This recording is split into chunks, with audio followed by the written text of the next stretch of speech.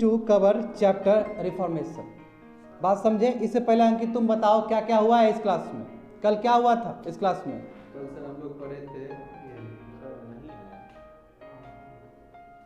ये पढ़े थे सर रिनांसांस, करेक्ट? कल रिनांसांस पढ़े थे, ज्योग्राफिकल डिस्कवरी। बिल्कुल, रिनांसांस का ही पार्ट है तुम्हारा ज्योग्राफिकल डिस्कवरी। और ये हम कवर कर चुके हैं रमानंद जी, आपको याद होना चाहिए। मैगेलन स्ट्रेट वो हम कवर कर चुके थे 100 वाला क्लास में, जिसमें माइंड मैप भी था आपके पास। और आपका ये क्लास एब्सेंट थे आप, ये रिफॉर्मेशन ये एब्सेंट थे, तो अच्छी बात है, इसमें प्रेजेंट है आपका। इसमें हम समझेंगे कि रिफॉर्मेशन क्या है। याद करिए, जो ग्रुप 1 में और ग्रुप 2 में, ग्रुप 1 में हम लोग क्या दिए थे? फ्यूडलिज्म नंबर 1, सेकंड वन क्या था? रिनांसांस था, और उसके बाद क्या था? ये था हम लोग का feudalism completed, yes sir, renaissance completed, geographical discovery, yes very good, geographical discovery we have completed. 3 broad जो टॉपिक थे वो कवर्ड हो गए, and fourth one is reformation. यही पढ़ेंगे आज का टॉपिक है लंबा रिफॉर्मेशन। देखिए रिफॉर्मेशन वर्ड तो अपने आप बोला कि फॉर्मेशन फिर से री होना, जाहिर सी बात है। ये सब चीज़ क्या है, बिल्कुल इसी में तो आपके एक्टिव रहेंगे मार्टिन लूथर। यस सर, जिसमें सर वो रिनांसांस पीरियड का ही एक एक्सटेंशन है रिफॉर्मेशन। अब जब रिफॉर्मेशन होगा तो काउंटर रिफॉर्मेशन भी होगा। जब हम कैथोलिक चर्च को चुनौती देंगे, जो इतना बड़ा मोनोपोली लगा कर बैठा हुआ है, जब फ्यूडल लॉर्ड्स को हम चुनौती देंगे तो वो भी हमको चुनौती देगा, वो भी चाहेगा कि मेरा दबदबा बना रहे, और उसमें बहुत सारा चीज़ हो जाएगा। तो यही आज का टॉपिक रहेगा, रिफॉर्मेशन एंड काउंटर रिफॉर्मेशन। देखो, रिफॉर्मेशन एक्चुअली में सबसे पहले तुम्हारा जर्मनी में स्टार्ट हुआ था। क्यों जर्मनी में स्टार्ट हुआ था? यू टेल मी, क्यों जर्मनी में हुआ था?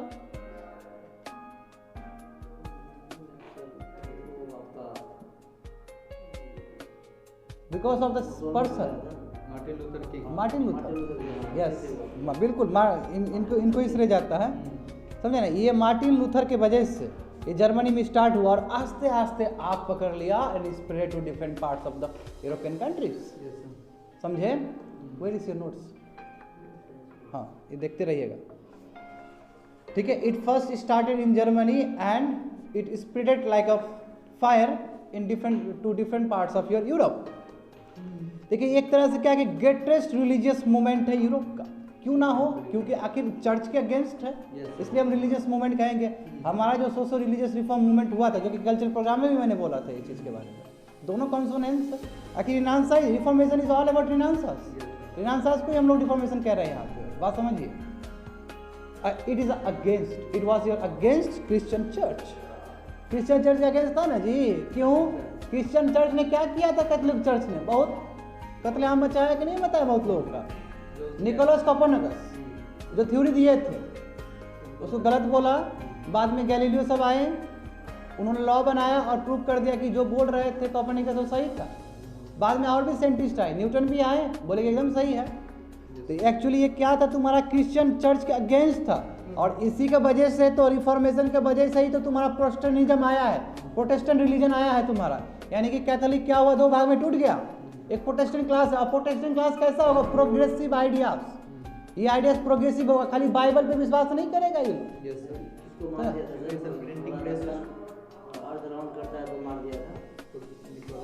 Yes, Copernicus, Nicolaus Copernicus, you can say Nicolaus. हाँ, प्रूव कर दिया, गैलीलियो प्रूव कर दिया, उसको स्टेबलाइज कर दिया कि नहीं सही बोला था कोपर्निकस ने। तो बात समझे, इसमें क्या हुआ कि जब हम क्रिश्चियन चर्च के अगेंस्ट लड़े हैं, तब जाके हमारा प्रोटेस्टेंट ग्रुप ऑफ क्रिश्चियन बना है। ये भी क्रिश्चियन ही है। उसके बाद देखो, तो ये it is a introduction about reformation. ये क्या है? इंट्रोडक्शन है रिफॉर्मेशन का। रिफॉर्मेशन का इंट्रोडक्शन दे रहे हैं, उसके बाद रीजन्स बताएंगे, व्हाट आर द रीजन्स, कि किस रीजन से ये रिफॉर्मेशन इतना बड़ा चीज हुआ है यूरोप में। फर्स्ट तो जानते ही हो सभी लोग, जो तुम्हारा जो फ्यूडलिस्टिक अप्रोच था चर्च का, याद है? आपको कुछ पता है कि क्या होता है feudalistic approach? What is the feudalistic approach? Tell me, क्या होता है फ्यूडल ट्रेंड्स? मतलब जो जमींदारी प्रथा होता है। बिल्कुल, इससे क्या होता है? इससे उसमें से आपका जैसे जो फ्यूडल लॉर्ड्स होता है, उसके पास जमीन होता है, वो क्या उसको सपोर्ट के लिए नाइट होता है। हाँ, याद तो है आपको सब। नाइट को सपोर्ट करता है उसका सोल्जर, उसका सोल्जर अपना सपोर्ट के लिए फिर वो पीजेंट्स को देता है। वैसे ये कह रहा है कि बिल्कुल बिल्कुल, एब्सोल्युटली करेक्ट। अब थे क्लास में नहीं, एक्सीलेंट।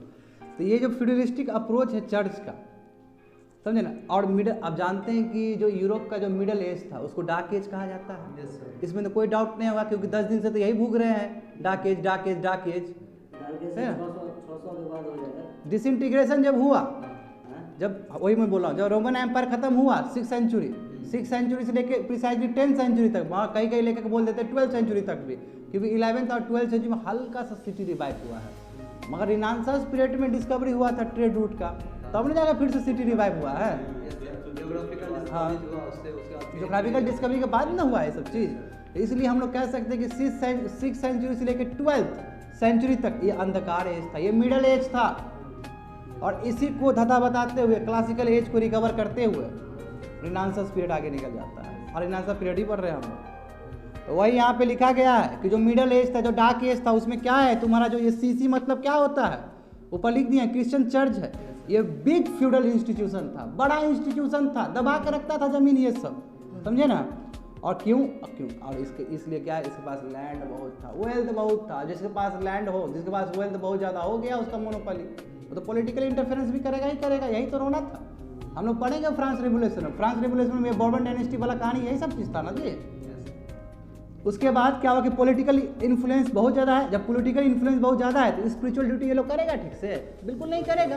पॉप का काम क्या है? पॉप का काम है स्पिरिचुअल ड्यूटी देना, मोरल ड्यूटी देना। आप अपना ड्यूटी ही नहीं कर रहे हैं, आप खाली पॉलिटिकल इंटरफेरेंस कर रहे हैं, तो आएगा टकराव होगा, कॉन्फ्लिक्ट ऑफ इंटरेस्ट होगा।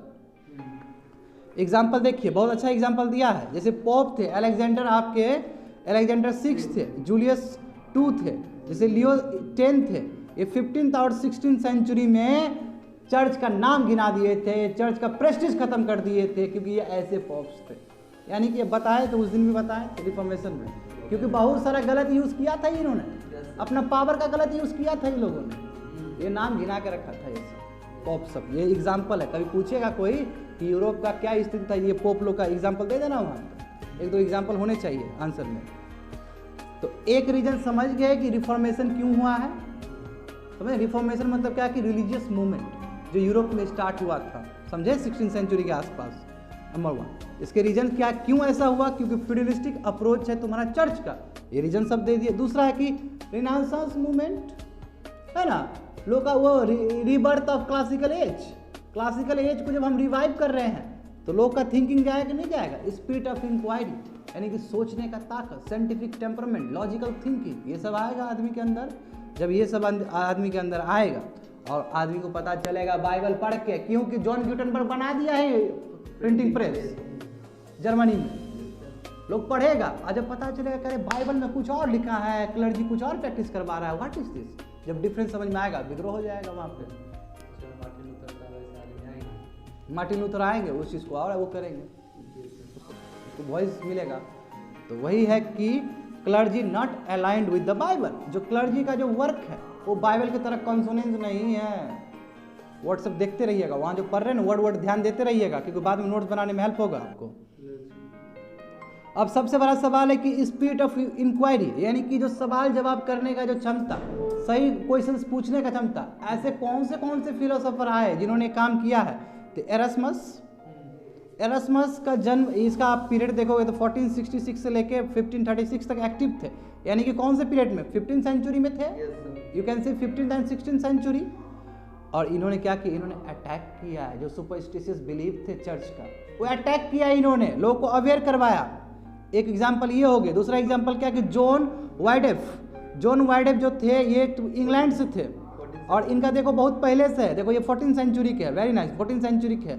इन्होंने गजब काम किया। इन्होंने क्या किया? इन्होंने क्रिटिसाइज किया पॉप का अथॉरिटी, जो पावर है मिसयूज किया जाता है, गलत काम करता है ये लोग, मिसडीड्स, रॉन्ग डूइंग्स, समझे ना, ये चीज़ को किया। और इन्होंने क्या किया? बाइबल को इंग्लिश में ट्रांसलेट करके लोगों को पढ़वा दिया, तो हो गया, लोगों को पता चल गया कि लोगों को पता चल गया क्लर्जीमैन है ही नहीं एक्चुअल में, ये अपने हिसाब से काम कर रहा है। उसके बाद एक दूसरे हैं, ये सब नाम है, शख्सियत है जिन्होंने रिफॉर्मेशन में इतना अपना योगदान दिया है। जॉन हस, ये भी तुम्हारा 14th सेंचुरी के है। इन्होंने भी क्या किया? चर्च को रिफॉर्म करने का प्रयास किया कि चर्च जितना रिफॉर्म हो उतना अच्छा है, उतना कम विद्रोह होगा।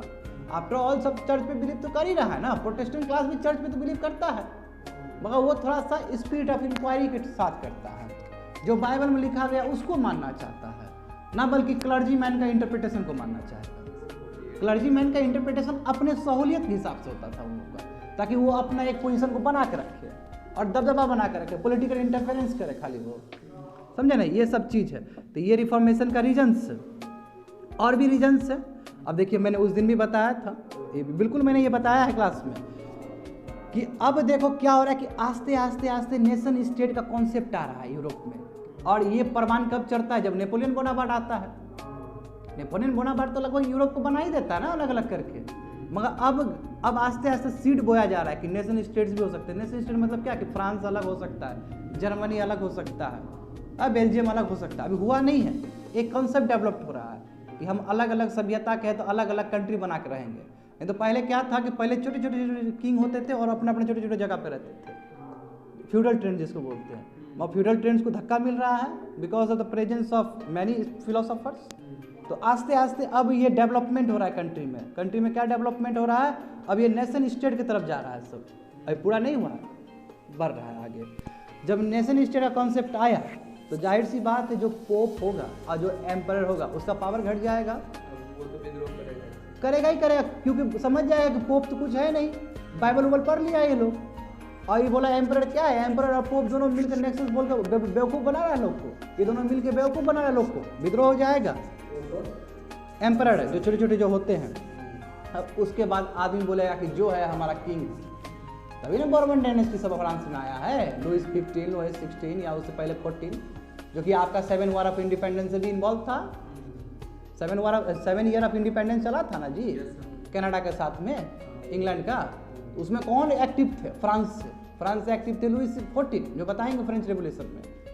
तो कहने का मतलब क्या कि पीपल क्या करने लगे, पीपल किंग को जो सेंट्रल अथॉरिटी है उसको पे करने लगे, उसको रेस्पेक्ट देने लगे। Unlike your pope and emperor और किंग में अंतर होता है, समझे ना। किंग मतलब सबसे सेंट्रल अथॉरिटी वाला, एम्परर मतलब जो छोटे छोटे बना के रखते हैं, तो उस पर भरोसा नहीं है, अब आदमी का भरोसा टूट रहा है। अब आदमी सेंट्रल अथॉरिटी वाले जो किंग है उसको पे कर रहा है, रेस्पेक्ट कर रहा है। तो जाहिर सी बात है जो कॉन्सेप्ट ऑफ यूनिवर्सल चर्च होगा वो खत्म हो जाएगा, कि सबका एक ही चर्च होगा, खत्म हो जाएगा। अब जब ये कॉन्सेप्ट खत्म हो जाएगा तो नेशनल चर्च का कॉन्सेप्ट आएगा कि हमारा कंट्री हमारा चर्च, हमारा कंट्री हमारा चर्च, समझ रहे हो। अब पॉप का पावर घटेगा। तो ये एक समीकरण है कि कैसे सोसाइटी चेंज होता है, और इसी तरह चेंज हो रहा है। तो यही रीजन्स है।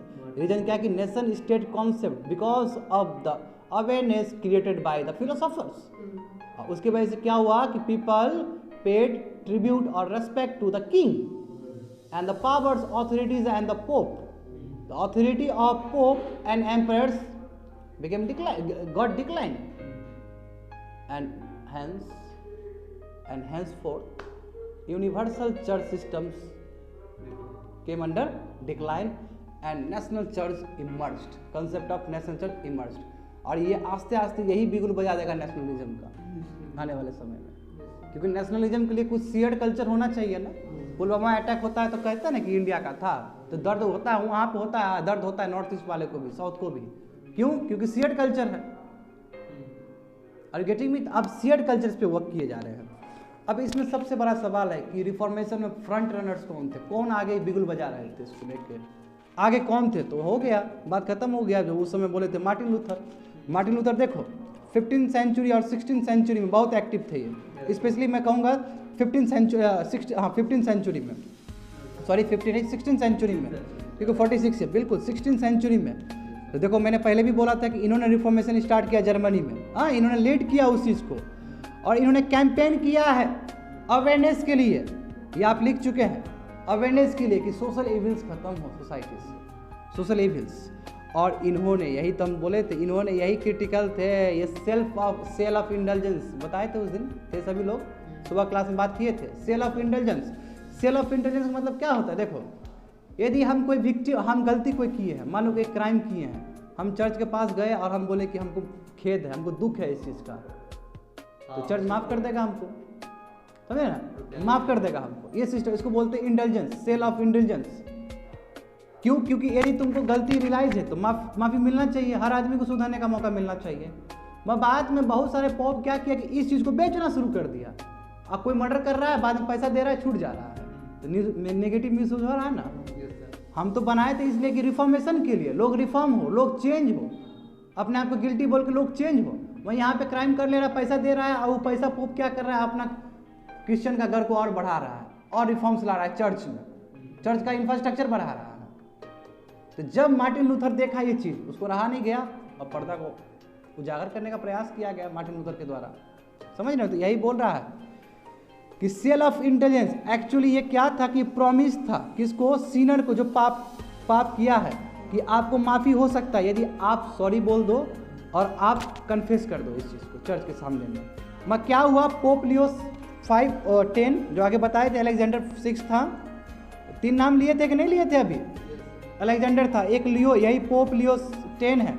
इसने क्या किया, ये सेल ऑफ इंटेलिजेंस का मिसयूज किया है और पैसा उठाया उससे, raise money for the church, church के लिए पैसा उठाया उसके इंफ्रास्ट्रक्चर के लिए।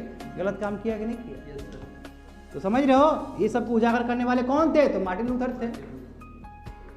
मार्टिन लूथर किए उजागर, तो लोगों का अवेयरनेस आएगा।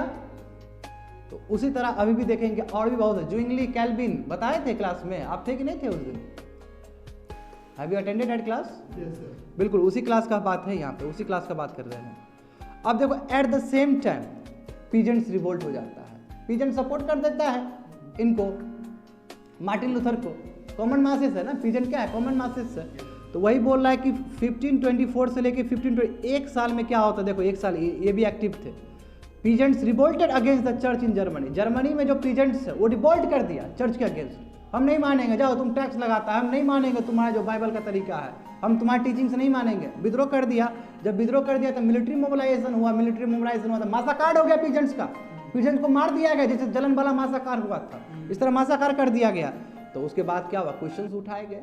जो जर्मन प्रिंसेस थे वहाँ के, जर्मन प्रिंसेस समझ रहे, जो छोटे छोटे वाले प्रिंसेस थे, वो बोले कि ये क्या किया, पीजेंट को कैसे मार दिया, ये चर्च कर क्या रहा है, किंग कर क्या रहा है बैठ के यहाँ पे। तो सवाल जवाब उठा कि नहीं उठा, प्रिंसेस खुद उठा रहा है, वो भी तो हायर अथॉरिटी का है प्रिंसेस, प्रिंसेस मतलब किंग का बेटा सब, और अलग अलग जगह पे अलग अलग किंग सब है, उसका बेटा सब है। वो क्वेश्चन करने लगा कि ये काहे हुआ मासाकांड, ये तो गलत चीज़ हुआ है। तो इस तरह क्या हुआ, उसके बाद असेंबली, वहाँ का जो असेंबली होता है उसको डाइट बोलते हैं जर्मनी के असेंबली को। वहाँ पे क्या किया गया, परमिशन पास किया गया कि ठीक है जर्मन प्रिंसेस को जो अपना रिलीजन लेना है वो आप संभाले, अपने मन से अपना धर्म आप चूज कर सकते हो। तो ये तो बहुत बड़ा छूट दे दिया उस समय, ये तो बहुत बड़ा धक्का लग जाएगा क्रिश्चियन पे, समझे ना। तो फिर तुरंत आया तुम्हारा उस समय एम्परर चार्ल्स 5 जो एम्पर उसमें का बड़ा साम्राज्य बड़ा था, वो तुरंत पास किया कि नहीं नहीं नहीं गलत है, असेंबली गलत पास कर दिया, हम इस चीज़ को रिवोक करते हैं। और क्लास हो गया, बोला कि तुम तो दे रहा था हमको, अब ये चार्ल्स 5 का नहीं दे रहा हमको। तो विद्रोह हो गया एक तरह से, तो प्रोटेस्ट हो गया और जर्मन प्रिंसेस प्रोटेस्ट किया और प्रोटेस्ट बढ़ा। अब बाद में प्रोटेस्टेंट ग्रुप जो कि विश्वास करता है मार्टिन लूथर में, वो और इमर्ज हो गया। यानी कि वही यही वाला चीज़ है, अपना फार्मर्स वाला चीज़ है ये, नहीं समझे। शुरू में आप रोक दिए थे, नहीं जाइए, हरियाणा से क्रॉस नहीं कर सकते। क्या हुआ, खालिस्तान का कार्ड खेले फेल कर गया, टेरिस का कार्ड खेले फेल कर गया, अपोजिशन का कार्ड खेले फेल कर गया, सब कार्ड फेल हो गया है गवर्नमेंट की तरफ से। अब हाथ जोड़ के आ गया है आगे, हाँ अब आ गया, क्योंकि राजनाथ सिंह दिए है ना अपना लेक्चर, इंटरव्यू भी दिए ना, उसमें क्या बोले कि किसान को कोई खालिस्तान बोल ही नहीं सकता है। इंटरव्यू देख लीजिएगा जाके, सब टोन पे आ गया, क्योंकि पता है गड़बड़ हो जाएगा, क्योंकि 1 महीना से ऊपर हो रहा है। क्या है सिंगल, हाँ सिंगल बॉर्डर, हाँ वहाँ से फिर और आगे आ रहे हैं, करते थे। हाँ बढ़ रहा है, बड़ा प्रोटेस्ट हो रहा है। बहुत सारे जो बहुत बड़े व्यक्ति है मर भी वो रहा अपना है। सम्मान वापस हाँ। दे रहे हैं ना। हाँ हाँ। हाँ एक मर भी गया, सुसाइड किया है, सुसाइड किया, बहुत बड़ा लीडर सुसाइड किया वहाँ पर। ये बड़ा बात है। तो समझे फ्रंट रनर समझ गए मार्टिन लूथर। तो इसलिए तो मार्टिन लूथर का नाम बहुत बड़ा है ना। अन सिमिलरली तुम्हारा जो ज्विंगली है, उलरिच ज्विंगली भी बहुत बड़ा नाम है, ठीक है। ये स्विट्जरलैंड कंटेम्प्रेरी टाइम के स्विट्जरलैंड के है। दिखाओ जरा मैप स्विट्जरलैंड, अमर सबको स्विट्जरलैंड कहाँ पे दिखा दो सबको।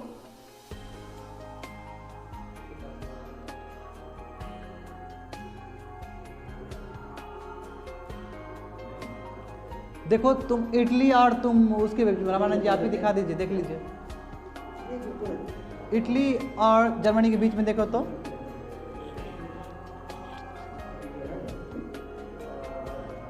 ये जर्मनी और ऑस्ट्रिया के बगल में है। हाँ है ना, मिलान के ऊपर है इटली। नहीं तो जूम वाला मैप है ना, देखिए नीचे इधर वाला। हाँ SW लिखा हुआ है। ये देखो देखो जूम यहाँ पे देख लिया करो, ये जूम वाला समझे ना, यहाँ देख लिया करो। ये लेकिन जबरदस्त है। ऐप है, सेंड करना हमको। मैं खैर हम तो यहीं से देख लेते हैं, फिर भी ये होता है अच्छा तुम बहुत अच्छा किया है, दे दो इन लोग को, दे दो यार, ये सबको भेज दो ग्रुप में, सब दिखाते हो, बहुत अच्छा है ये, तुम ग्रुप में सेंड कर देना। अफगानिस्तान यूज करते जाएंगे इसका बनने वाला। क्या बात है, देखिए बहुत अच्छा है, इसके पास ऐप है समझे ना, ये ऐप यूज़ करिएगा पूरा कंट्री है पूरा। अच्छा ये ग्रुप में भेज देना। चलो बैठो बैठो बैठो, बैठ जाइए। देखो आप समझ गए कि जो ज्विंगली थे ये भी कॉन्टेम्परेरी थे, हो गया बात खत्म। कॉन्टेम्परेरी टाइम के थे, किसके? मार्टिन लूथर के, समझे। और ये कहाँ से थे? तो अभी दौड़ के दिखाया हो, कौन जगह? स्विट्जरलैंड। तो बिल्कुल ये साहब वहीं से थे, ज्विंगली साहब, ठीक है ना। अब इन्होंने भी क्या किया? सेल्फ इंडल्जेंस, जो कि बैड प्रैक्टिस था चर्च का, ये भी अटैक किए है सिमिलरली। और दूसरा क्या है कि बोले कि क्या है लीडरशिप ऑफ पोप, पोप क्या है, क्या झूठों का लीडरशिप है ये लोग का, इतना दबा कर रखा है ये लोग, उसका विद्रोह किए। और ये सेंटहुड, ये क्या है? झूठ मूठ का सेंटहुड मिल जाता है। सेंटहुड समझते हो? इन लोगों का जो सिस्टम होता है एक सेंटहुड मिल गया तो स्पिरिचुअल पावर हो गया, कुछ भी कर देगा सब मान लेगा बात, नहीं होता जैसे गॉडमैन टाइप का, गॉडमैन बना दिया, राम रहीम टाइप का लोग सब, हाँ पोप होता है। ये जो हायरार्की है एक तरह से, तो बोला व्हाट इज दिस, ये तो लीगली चीज़ नहीं है, पावर से कंसंट्रेटेड होना ही नहीं चाहिए, इसलिए ज्विंगली क्या करते? विद्रोह कर देते हैं। अब देखो सिमिलरली इनके तरह ही जॉन कैल्विन भी आते, ये फ्रांस थे यानी कि फ्रेंच थे ये, ठीक है। और इनका टाइम भी देखो लगभग वही होगा 16th सेंचुरी, यू कैन से, बस सेंचुरी याद कर लो, ठीक है ना। और देखो इन्होंने क्या किया, इन्होंने बोला कि देखिए बाइबल ही फाइनल अथॉरिटी होगा, हम ना क्लर्जी मैन को मानेंगे ना नोबल्स को मानेंगे, बाइबल में जो लिखा है उसको मानेंगे, ठीक है। ये कैल्विन, ठीक है, जॉन कैल्विन, ठीक है। और इनके संघर्ष के वजह से, ठीक है, इनको क्या किया गया? हेड ऑफ द चर्च बनाया गया जेनेवा में। ये तुम्हारा ये जेनेवा कहाँ पे? स्विट्जरलैंड में। स्विट्जरलैंड का जो कैपिटल है जेनेवा है, समझे ना। क्या हो? जेनेवा है ना शायद, जेनेवा होगा शायद, कोई बात नहीं, देख लीजिएगा, हो सकता है। जेनेवा इसलिए फेमस है, जानते हैं आप, जेनेवा ज़्यादा फेमस है ना, जेनेवा ज़्यादा फेमस है ना, because of the international organisation institution बन, हाँ सही से, नहीं सही है, सही है, समझे ना। हाँ हाँ वही है कनेक्ट करंट अफेयर से इंटरनेशनल इंस्टीट्यूशन, बहुत सारा जेनेवा, क्योंकि मौसम बहुत कूल है ना वहाँ पे, बहुत अच्छा मौसम है, समझे। तो क्या हुआ कि इनको बाबू जेनेवा में जो चर्च था उसको हेड बनाया गया, किसको? कैल्विन को। और इन्होंने क्या किया? बहुत सारे स्कूल्स वहाँ पे डेवलप किए एजुकेशन के लिए, लोगों को पढ़ाने के लिए, अवेयरनेस के लिए, समझे। और इन्होंने अपना ही एक रिलीजियस तुम्हारा सेक्ट भी बनाया है, उसको कैल्विनिज्म बोलते हैं। और ज्विंगली ने भी अपना बनाया था, जिसको ज्विंगलिज्म भी कहते हैं, उस दिन बात हुआ था। अनसिमिलरली अब इंग्लैंड से देखते हैं, तो देखो तुमने पहले जर्मनी से देखा, उसके बाद तुमने स्विट्जरलैंड से देखा, उसके बाद तुमने फ्रांस से देखा, अब हम लोग इंग्लैंड से देखेंगे। हर कंट्री का योगदान देखेंगे कि अलग अलग कंट्री में कौन से बड़े बड़े लीडर निकल के आ रहे हैं, बड़े बड़े फिलोसोफर, बड़े बड़े किंग। देखो ये देखो इन्होंने क्या किया, इसके बारे में बताए थे हम। देखो इनका केस बहुत डिफरेंट है, हद डिफरेंट है, समझे ना। हाँ बिल्कुल, देखो किंग हेनरी तुम्हारा 8 था, समझे ना, 8 वही 1 2 3 करके 8 पहुँचता है, हायरार्की सिस्टम है। ये मार्टिन लूथर को नहीं मानता था, अपोज किया मार्टिन लूथर को और पोप को सपोर्ट किया, फिर भी इसका विद्रोह देखो कैसे विद्रोह हुआ है, ठीक है। मगर रिलेशन इसका जो पोप के साथ खराब हो जाता है, क्यों? क्योंकि ये दूसरा शादी करना चाहता है, समझे ना, और पोप मना कर देता है। तो पोप जब मना कर देगा इसका दिमाग खराब हो गया कि पोप कौन होता है मना करने, हम तो किंग है, हम तो सर्वोपरि है ना, पोप कौन होता है मना करने वाला, समझे ना। जब ऐसा होता है तो उसके बाद ये गुस्से से जाकर पार्लियामेंट में तुम्हारा एक्ट ऑफ सुप्रीमेसी पास कर देता है, और उसके हिसाब से क्या होता है कि किंग एब्सोल्यूट ऑथोरिटी हो जाता है चर्च का। भागो यहाँ से, हम है चर्च अपने अंदर ले लेता है, तो किंग है ना, एक्ट पास कर दिया, समझा। हाँ, हेनरी 6, सॉरी 8, बिल्कुल बिल्कुल 8, ठीक है। तो क्या किया, किंग बन गया चर्च का हेड, समझे। और इस चर्च को उस समय एंग्लिकन चर्च कहा जाता था, स्कूल ऑफ थॉट है अलग अलग, इसको एंग्लिकन चर्च बुलाता। मगर ये बात कान खोल के सुनना होगा कि इसमें कोई चेंजेस नहीं किया इन्होंने, ये प्रोटेस्टेंट मूवमेंट नहीं था, ये डॉक्ट्रिन सेम है। जो कैथोलिक डॉक्ट्रिन था, जो कैथोलिक जो फिलॉसफी था पहले वाला, समझे ना, पहले वाला जो फिलॉसफी था वही फिलॉसफी चल रहा था, समझे ना रामानंद जी, कोई फिलॉसफी में चेंजेस नहीं है। मगर जब इसके सक्सेसर आए बाद के समय में, एडवर्ड 6, जब एडवर्ड 6 आए हैं 1547 से लेकर 1553 में, उस समय आपका एंग्लिकन चर्च प्रोटेस्टेंट चर्च में कन्वर्ट हो गया, यानी कि बाद में विद्रोह हो गया। तो इंग्लैंड, और यही देखिए, यही विद्रोह आज हम इन लोगों को पढ़ाए थे इंडस्ट्रियल रिवोल्यूशन में, यस यही बोल रहे थे हम, यही बोल रहे थे कि देखो कब गढ़ हो गया 1547 में, आज जाके ये हेल्प हो जाता है 1668 ग्लोरियस रिवोल्यूशन में, जो आज क्लास में चर्चा किए थे, बिल्कुल यही एपिसोड था उसका। यहीं से रिवोल्यूशन शुरू होता है।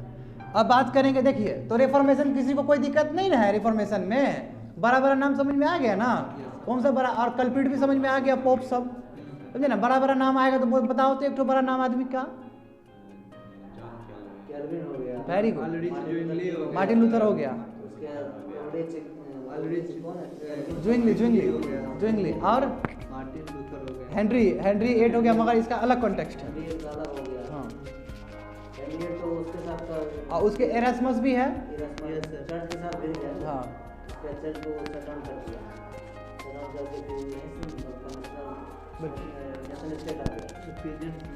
Peasant, very good, peasant support था,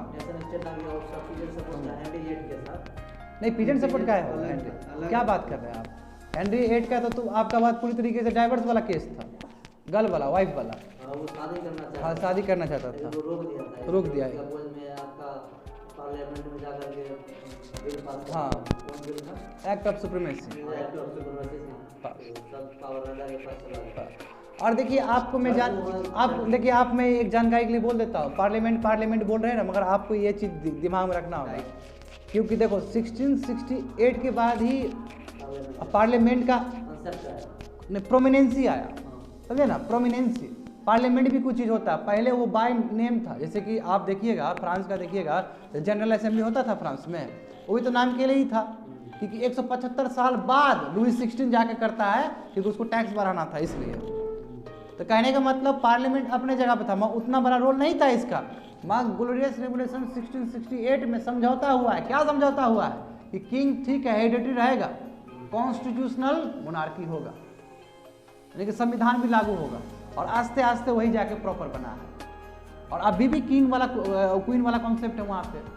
तो यानी कि 1668 में जो रेवोल्यूशन हुआ था बाबू, अभी तक 2020 में वो प्रेजेंट है, इंग्लैंड का जो ढांचा बना है, वो वहाँ पे क्वीन है तो हमारे पास प्रेसिडेंट है, क्योंकि हमने भी तो कॉपी पेस्ट ही किया है ब्रिटिश का पॉलिटिकल सिस्टम, समझ में आ रहा है चीज़। अब देखो तो रिफॉर्मेशन समझ गए, रिलीजियस मूवमेंट था, हाँ रिलीजियस मूवमेंट था, ये हुआ था, कब हुआ था ये मूवमेंट, कब हुआ था, 16th सेंचुरी, बस मार्टिन का याद कर लो, 16th सेंचुरी में हुआ था, 16th सेंचुरी। हमारे इंडिया में भी तो मोनार्की सिस्टम है उस टाइम में, उसी पीरियड में, सेम पीरियड में, हाँ मोनार्की था। वह हम बता रहे हैं कि अभी हम क्या कंपेयर कर रहे हैं, हम कंपेयर कर रहे हैं सिस्टम, प्रेजेंट सिस्टम इंग्लैंड का और इंडिया का। तो इंग्लैंड में क्या है, क्वीन है हेड में, कॉन्स्टिट्यूशनल मोनार्की, हमारे पास कॉन्स्टिट्यूशनल मोनार्की वाला कॉन्सेप्ट नहीं है, प्रेसिडेंट है। यही कारण है कि कोई भी प्रेसिडेंट बन सकता है हमारे कंट्री में, हाँ है ना, रिपब्लिक है। रिपब्लिक का मतलब क्या होता है बताओ जरा, what is Republic, word Republic,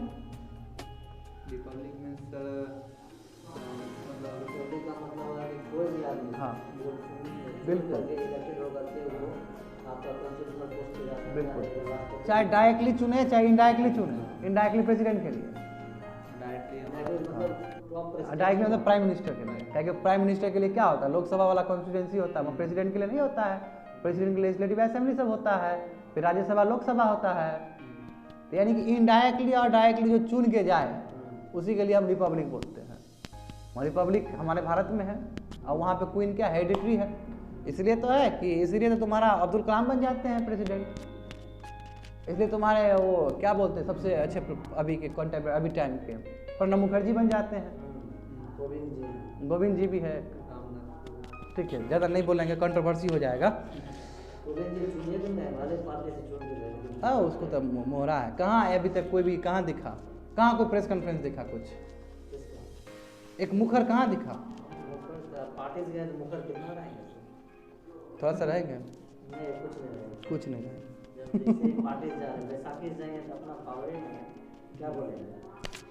सही बात, वो बहुत उठे हुए हैं, इतना लंबा समय वो रहे थे, वो पॉलिटिकल लीडर थे ना। लीडर प्रेसिडेंट बना दीजिएगा तो कुछ तो करेगा ही ना, वो तो बॉल्ड लीडर थे। उनका जो योगदान था आपका प्लानिंग कमीशन से लेकर फाइनेंस मिनिस्टर तक लेकर हर एक चीज़ में उनका योगदान था, बहुत बड़ा लेखक थे, बहुत बड़ा इंटेलेक्चुअल थे वो।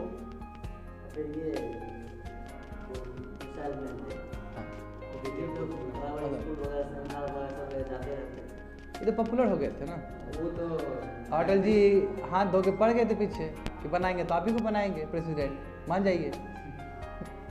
कार्ड कार्ड कार्ड कार्ड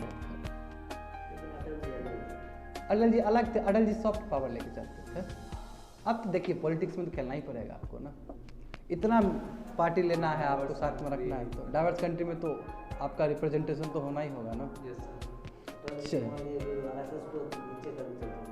हाँ तो उसका कोई नहीं, वो सब नीचे ही लेके चलते थे, वो अपना अपने आप में इंस्टीट्यूशन थे, उनको क्या कोई चैलेंज करेगा।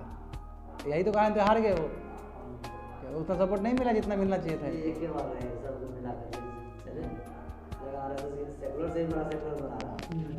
हाँ तो इसलिए नो सपोर्ट ही नहीं मिला उनको।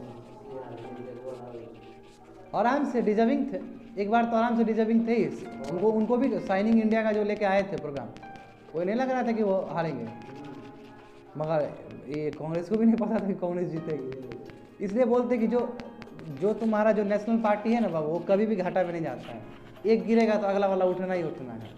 जैसे देखो कांग्रेस गिरा तो बीजेपी उठा कि नहीं उठा, मोदी को लीड करके।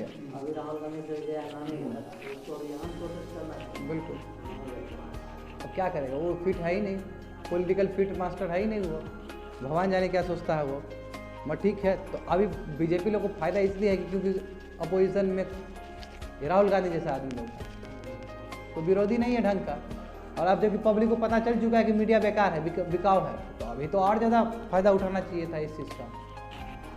अब गुलाम नबी आज़ाद जो बड़े बड़े लीडर है उसमें खुद फैक्शंस है, कांग्रेस तो खुद बिखरा पड़ा हुआ है ना, कपिल सिब्बल हाल के भाषण देता है, सब तो निकल ही गया। शशि थरूर को आप ऊपर करना ही नहीं चाहते, आप सोच रहे हैं कि इसको ऊपर कर दिए तो पूरा खा जाएगा कांग्रेस को, तो आप इंटेलेक्चुअल को तो आगे बढ़ने ही नहीं देंगे। दिग्विजय है वो तो क्या, वो खाली बीक उगलता है फिर निकल जाता है। दिग्विजय आप कमलनाथ का बातें छोड़िए, कमलनाथ तो कुछ से कुछ बोल के चल देगा अपना, तो क्या है इन लोगों के पास यूनिटी कहाँ है। और संगठन ऐसे चलता है क्या, संगठन में यूनिटी होना चाहिए।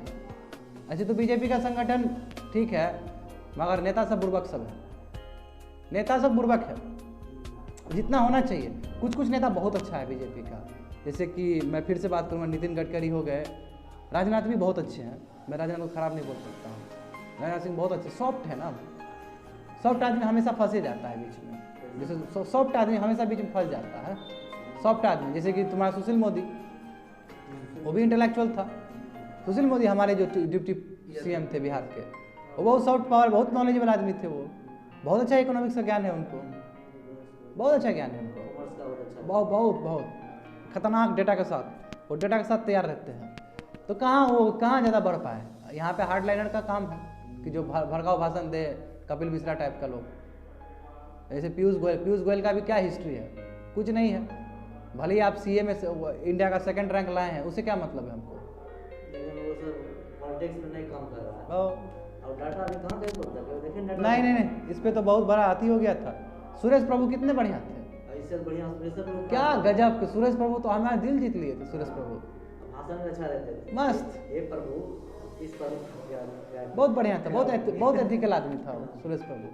अब एक क्या नाम है उस लड़की का? घटना उसका उसके टेलीग्राफ घट गया, अलग बात है। ये क्या था नाम, स्मृति ईरानी। वो तो बैकग्राउंड में चली गई जब वो लोकसभा का जो स्पीच चला था उनका, जब वो पूरा ड्रामा की थी पार्लियामेंट में, याद है ना? ये वाला बेमूला वाला केस हुआ था, रोहित बेमूला वाला, तो ड्रामा नहीं की थी जहाँ मायावती को कुछ से कुछ बोल दी थी। आजकल का पॉलिटिशियन मायावती ये इतना दिन से है, वो हाँ बहुवचन पार्टी इतना साल से है, और उसको आप कुछ से कुछ बोल रहे हैं। पार्टी का सुप्रीमो है, हाँ उसके सामने कुछ नहीं, कहाँ कुछ है, भले वो देख के बोले, मगर लीडर है ना, जड़ है ना उसका, गढ़ है उसका,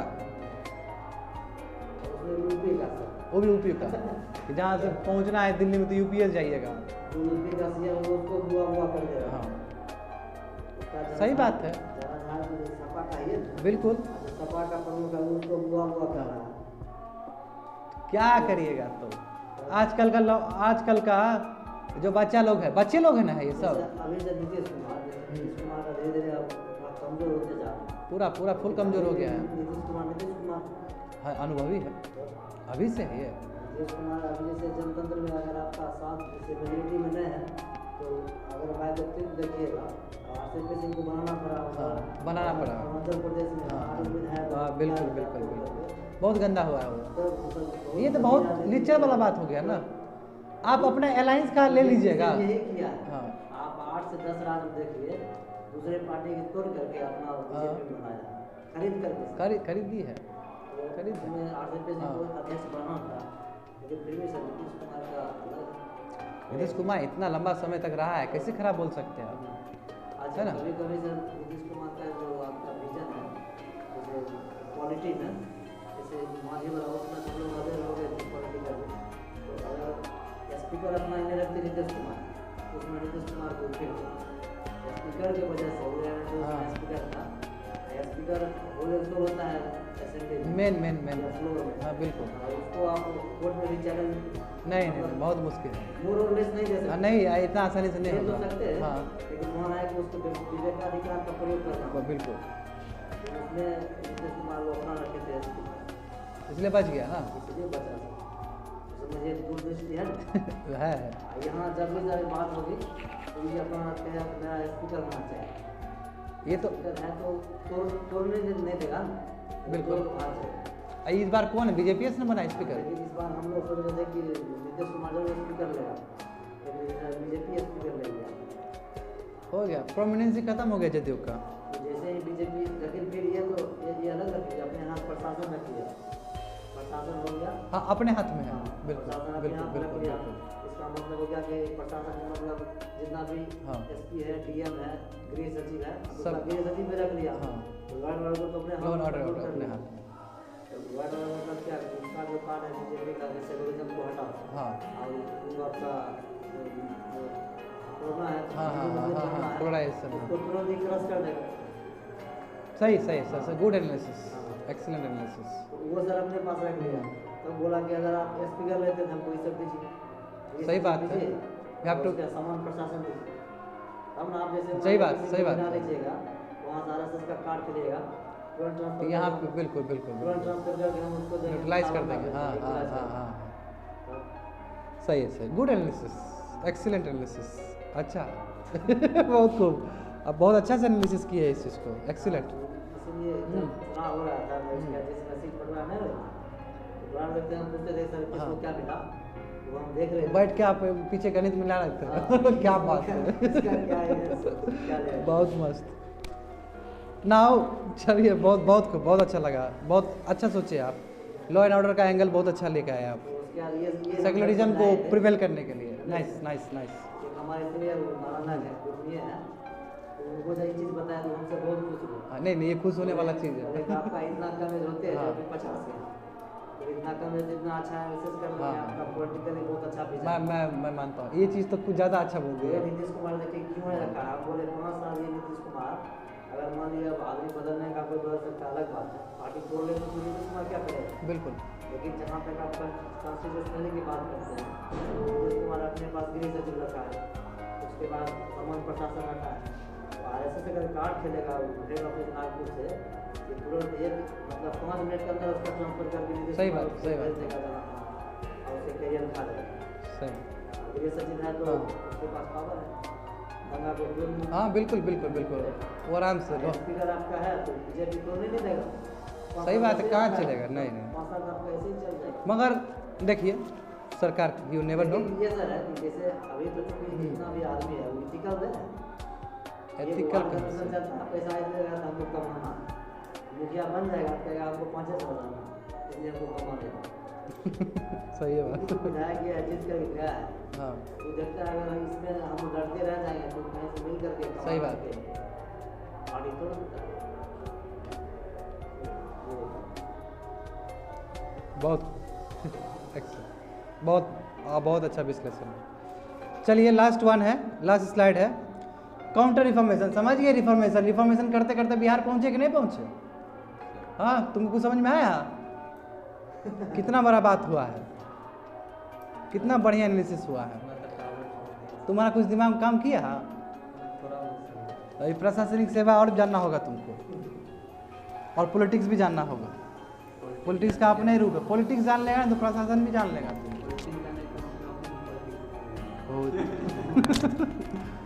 चलो चलो चलो चलो, अब मैं ज़्यादा ले जाऊंगा, ठीक है ना?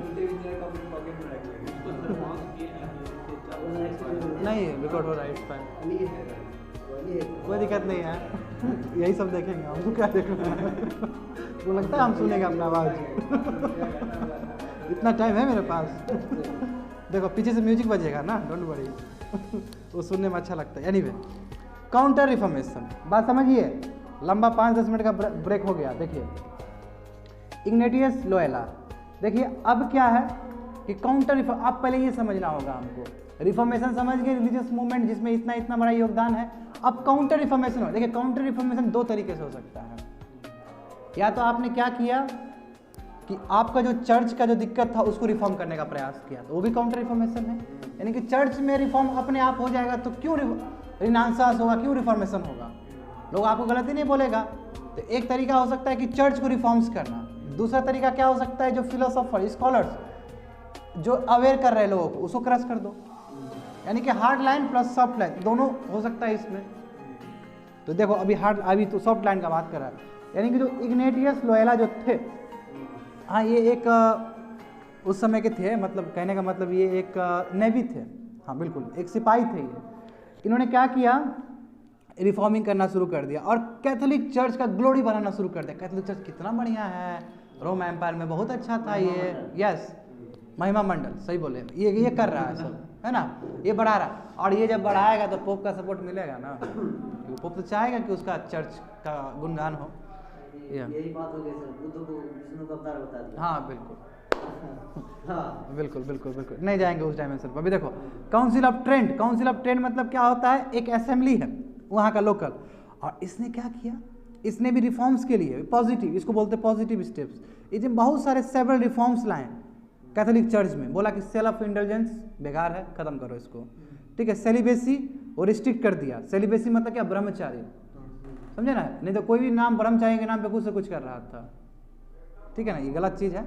पोप को रिस्ट्रिक्ट कर दिया, कहा जी पोप स्पिरिचुअल काम है, पॉलिटिकल में जाकर घुसने की जरूरत नहीं है आपको, ठीक है ना, अपना काम करिए।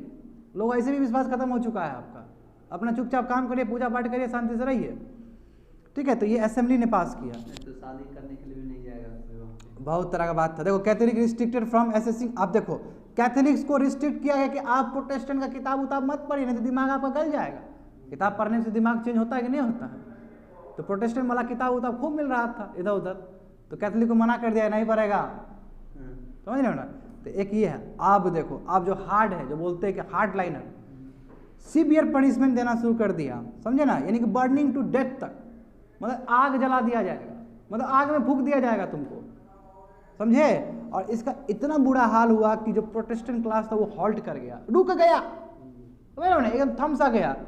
और जितने भी इटली, क्योंकि मैंने बताया था इटली गढ़ था, याद करो, इटली स्पेशली, क्योंकि इटली से कॉन्स्टेंटिनोपल से भी लोग आए थे, और वही तुम्हारा मेडिसी फैमिली जो हेल्प किया था, याद आ गया ना, कल परसों वाला जो बताए थे फैमिली, जो 60 ईयर्स तक 70 ईयर्स तक जो रूल किया था वहाँ पे। तो देखो क्या हुआ, इटली से, स्पेन से जो बड़े बड़े रिफॉर्मर्स सबको लात मार के निकाल दिया गया वहाँ से। और ज़्यादा जो हाइपर एक्टिव में था उसको burning to death, burn to death. तो अपने आप एक तो सॉफ्ट पावर आपने अपनाया, चर्च को रिफॉर्म्स किया, और दूसरा क्या है कि आपने इतना पनिशमेंट किया, तो ऑटोमेटिकली रिफॉर्मेशन काउंटर रिफॉर्मेशन हो गया। अब जब तुम जितना चीज़ को करोगे, ख़त्म करोगे, फिर तो क्रांति फिर नया तरीके से आएगा ही। अब जो क्रांति आएगा उसको बोलेंगे इनलाइटमेंट। इनलाइटमेंट से पहले हम लोग पढ़ेंगे अमेरिकन वॉर ऑफ इंडिपेंडेंस। तो आज का चैप्टर यहीं तक है। Thank you so much. खत्म हो गया ना? और है क्या? Yes, sorry, it's my mistake. हाँ चलो, तो रिफॉर्मेशन देख लिए, काउंटर रिफॉर्मेशन देख लिए। तो रिफॉर्मेशन से क्या रिजल्ट हुआ, क्या फायदा हुआ? तो देखो बहुत बढ़िया, उस दिन बात भी किए थे हम लोग इसके ऊपर कि क्रिश्चियनिटी का स्कीमिज्म हुआ, यानी क्रिश्चियनिटी का फैक्शन हुआ कि नहीं हुआ, क्रिश्चियनिटी टूटा कि नहीं टूटा। यदि ब्रॉड कैटेगरी में बात करें तो कैथोलिक और प्रोटेस्टेंट, और प्रोटेस्टेंट के अंदर भी डिवाइड था, ज्विंगलिज्म, कैल्विनिज्म और मार्टिनिज्म, इसका भी चलता था आईएनएम करके, यानी कि प्रोटेस्टेंट के अंदर भी सब डिवीजन है। और यदि ब्रॉडर लेवल पे बात करें तो कैथोलिक प्लस प्रोटेस्टेंट, ये स्कीमिज्म हुआ, मतलब फैक्शंस हुए हैं। बिल्कुल वही सब, जैसे हम सब रिलीजन का यही हाल होता है, समझे ना। ये क्या हुआ, और देखो जब स्कीमिज्म हुआ क्रिश्चियनिटी का, यानी कि रिलीजियस वार होगा, हम बड़ा तो आप बड़ा, आइडियोलॉजी पे झगड़ा तो होता ही है ना। तो इस तरह झगड़ा होने लगा यूरोप में। एक ये हुआ।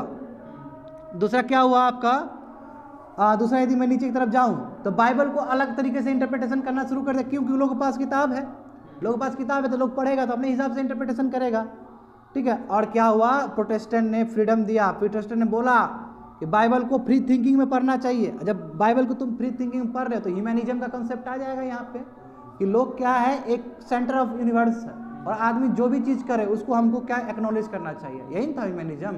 और उस हिसाब से क्या आर्ट, आर्किटेक्चर, स्कल्पचर, ये सब का डेवलपमेंट शुरू हो जाएगा।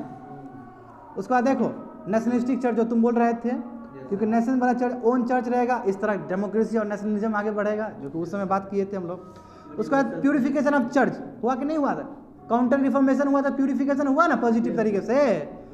और प्रोटेस्टेंट रिलीजन और काउंटर रिफॉर्मेशन, ये सब होने की वजह से क्या हुआ, ये सब होने की वजह से जो सोसाइटी में जो वैल्यू है, एथिकल वैल्यूज़ है, मोरल वैल्यूज़ है, वो बढ़ना शुरू हो गया।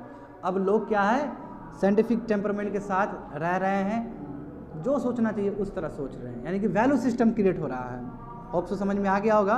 और कैथोलिक और प्रोटेस्टेंट दोनों में ही जो लिविंग स्टैंडर्ड है, जो सोचने का तरीका, दोनों में ही बड़ा है। कैथोलिक में क्यों कैथोलिक में जो पहले बुरा चीज़ था उसको आपने रिफॉर्म्स किया, और प्रोटेस्टेंट तो ऑलरेडी नया चीज़ है। रिफॉर्म है। बिल्कुल। That is the end of today's class.